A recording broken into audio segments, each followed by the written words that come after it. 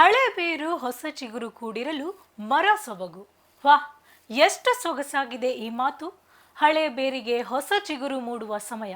ಹಿಂದೂಗಳ ಪಾಲಿಗೆ ಹೊಸ ಶಕೆ ಆರಂಭದ ಸುದಿನ. ಬೇವು ಬೆಲ್ಲ ತಿಂದು ಸಾಂಪ್ರದಾಯಿಕವಾಗಿ ಬರಮಾಡಿಕೊಳ್ಳುವ ಯುಗಾದಿ ಹಬ್ಬದ ವಿಶೇಷ ಏನು ನೋಡೋಣ ಬನ್ನಿ. ಯುಗ ಯುಗಾದಿ ಕಳೆದರೂ ಯುಗಾದಿ ಮರಳಿ ಬರುತ್ತಿದೆ ಎಂಬಂತೆ ಹಳೆ ವರ್ಷ ಕಳೆದು ಹೊಸ ವರ್ಷ ಎಲ್ಲರಲ್ಲೂ ಹೊಸ ಹರುಷವನ್ನ ಮೂಡಿಸುವ ಮೂಲಕ ಸಂಭ್ರಮ ಮನೆ ಮಾಡಿರುತ್ತೆ. ಹಳೆ ಬೇರಿನೊಟ್ಟಿಗೆ ಹೊಸ ಚಿಗುರು ಮೂಡುವುದು, ಹಬ್ಬ ಹರಿದಿನಗಳ ಆಚರಣೆ ಮೂಲಕ ಮನೆ ಮಂದಿಯೆಲ್ಲ ಒಟ್ಟಿಗೆ ಕೂಡಿ ಹಬ್ಬವನ್ನ ಸಂಭ್ರಮಿಸುವುದು ಭಾರತದ ಪರಂಪರೆ. ಹೌದು, ಭಾರತದ ಸಂಸ್ಕೃತಿಯ ವಿಶೇಷತೆಯೇ ಹಾಗೆ. ಪ್ರತಿಯೊಂದು ಹಬ್ಬವು ಒಂದೊಳ್ಳೆ ಸಂದೇಶ ಹೇಳುವ ಮೂಲಕ ಹಬ್ಬಗಳ ಆಚರಣೆಯಲ್ಲಿ ತೊಡಗುತ್ತೆ. ಇಂದಿನ ಗಡಿಬಿಡಿ ದಿನಗಳಲ್ಲಿ ಮನೆಯ ಮಂದಿಯೆಲ್ಲ ಒಟ್ಟಿಗೆ ಕೂಡುವುದು ಅಪರೂಪವಾಗಿದೆ. ಹಬ್ಬ ಹರಿದಿನಗಳಲ್ಲಿ ಮನೆ ಮಂದಿಯೆಲ್ಲ ಸೇರಿ ಸಂಭ್ರಮಿಸುವುದು ನಮ್ಮ ಪರಂಪರೆಯಾದ್ರೆ, ವರ್ಷದ ಮೊದಲ ಹಬ್ಬ ಯುಗಾದಿ ಮುಂದಿನ ಎಲ್ಲ ಹಬ್ಬಗಳಿಗೆ ನಾಂದಿಯಾಗುತ್ತೆ. ಗ್ರೆಗೋರಿಯನ್ ಕ್ಯಾಲೆಂಡರ್ನಿಂದ ಪಾಶ್ಚಿಮಾತ್ಯರ ಹೊಸ ವರ್ಷ ಜನವರಿಯಿಂದ ಪ್ರಾರಂಭವಾದರೆ, ಮಾರ್ಚ್ ಕೊನೆಯಲ್ಲಿ ಅಥವಾ ಏಪ್ರಿಲ್ ಆರಂಭದಲ್ಲಿ ಯುಗಾದಿ ಹಬ್ಬದ ಆಚರಣೆಯೊಂದಿಗೆ ಹಿಂದೂ ಹೊಸ ವರ್ಷ ಆರಂಭವಾಗುತ್ತೆ. ಹಿಂದೂ ಪಂಚಾಂಗದಲ್ಲಿ ಚೈತ್ರ ಮಾಸದ ಮೊದಲ ದಿನದಂದು ಬರುವ ಯುಗಾದಿ ಕರ್ನಾಟಕ, ಆಂಧ್ರ ಮತ್ತು ಮಹಾರಾಷ್ಟ್ರದಲ್ಲಿ ಆಚರಿಸಲಾಗುತ್ತೆ. ಅದರ ವಿಶೇಷ ಇಲ್ಲಿದೆ ನೋಡಿ. ಯುಗಾದಿ ಹಬ್ಬವನ್ನ ಆಂಧ್ರ, ಕರ್ನಾಟಕಗಳಲ್ಲಿ ಯುಗಾದಿ ಅಂತ ಕರೆದ್ರೆ, ಮಹಾರಾಷ್ಟ್ರದಲ್ಲಿ ಗುಡಿಪಾಡ್ವ ಎಂಬ ವಿಭಿನ್ನ ಹೆಸರಿನಿಂದ ಕರೆಯುತ್ತಾರೆ.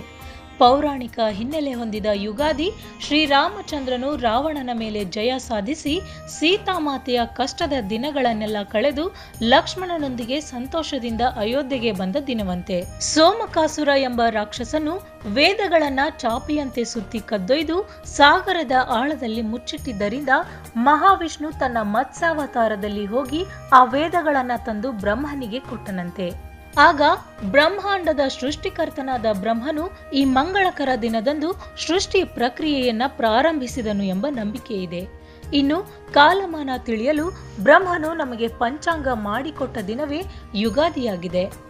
ಮಹಾಭಾರತದ ಕಾಲದಲ್ಲೂ ಶ್ರೀಕೃಷ್ಣ ಯುಗಾದಿ ಹಬ್ಬದ ಆಚರಣೆ ಮಾಡಿದ್ದನು ಎಂದು ಪುರಾಣಗಳಿಂದ ತಿಳಿದು ಬರುತ್ತೆ.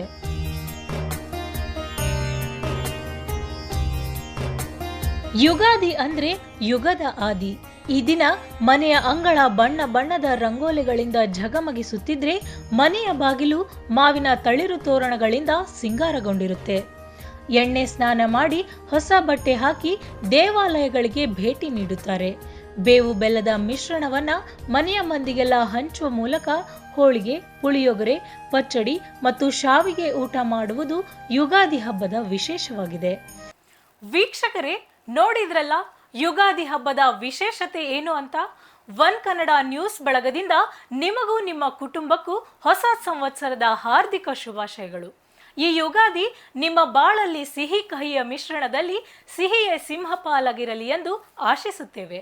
ಮತ್ತೊಂದು ವಿಶೇಷ ಮಾಹಿತಿಯೊಂದಿಗೆ ಮತ್ತೆ ಸಿಗ್ತೀನಿ. ನಿಮಗೆ ಈ ವಿಡಿಯೋ ಇಷ್ಟವಾದ್ರೆ ಸಬ್ಸ್ಕ್ರೈಬ್ ಮಾಡಿ, ಲೈಕ್ ಮಾಡಿ, ಶೇರ್ ಮಾಡಿ.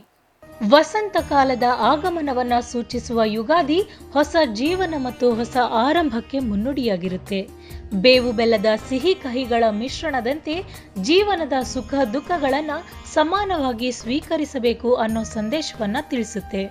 ಹೊಸ ಉದ್ಯಮಗಳನ್ನ ಪ್ರಾರಂಭಿಸಲು ಯುಗಾದಿ ಮಂಗಳಕರ ಸಮಯ ಎನ್ನಲಾಗುತ್ತೆ.